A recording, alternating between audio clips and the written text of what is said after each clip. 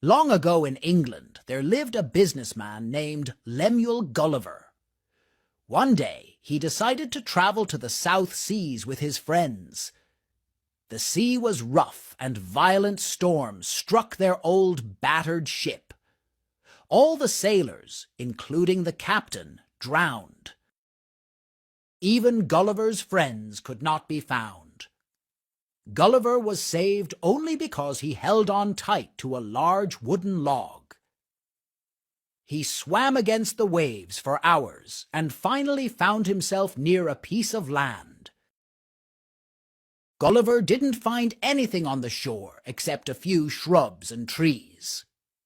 He was very tired from his long swim and soon fell into a deep sleep on the soft grass.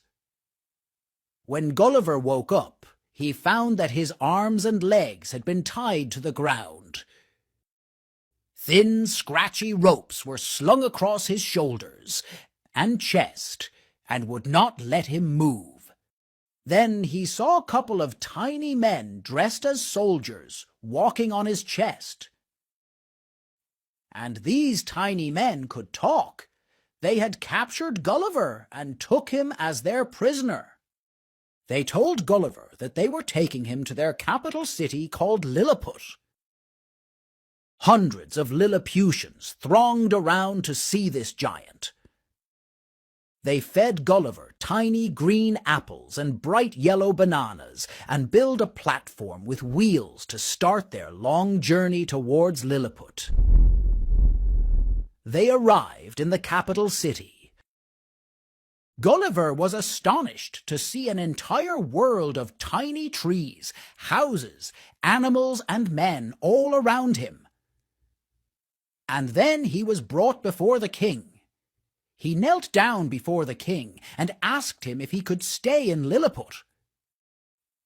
The Lilliputians no longer thought that Gulliver was a giant sent to destroy them. They started to trust him. One day, the king invited Gulliver for his birthday celebrations.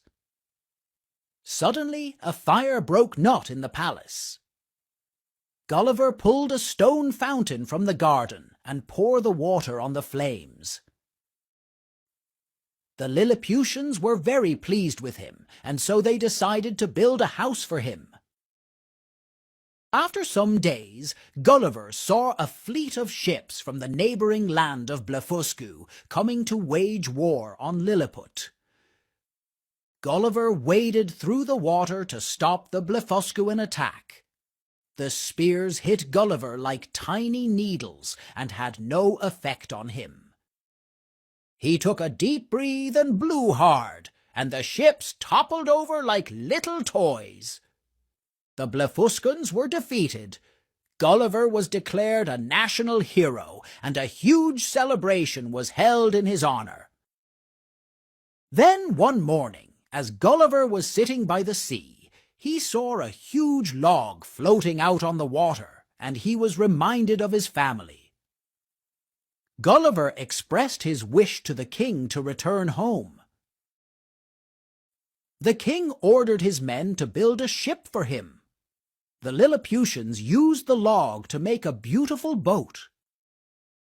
All the Lilliputians gathered on the dock to bid farewell to Gulliver. They gave him some animals as gifts: cows, horses, and sheep. They made sure that he had sufficient food and other necessities for his long journey. Gulliver bid the Lilliputians farewell. Gulliver was sailing for many days until finally he spotted a ship. They rescued him and brought him home to England. His friends were amazed to see the tiny animals. Gulliver told them of his adventures in the land of Lilliput, and because his memories were so fond, Gulliver decided that he would travel back to Lilliput again soon.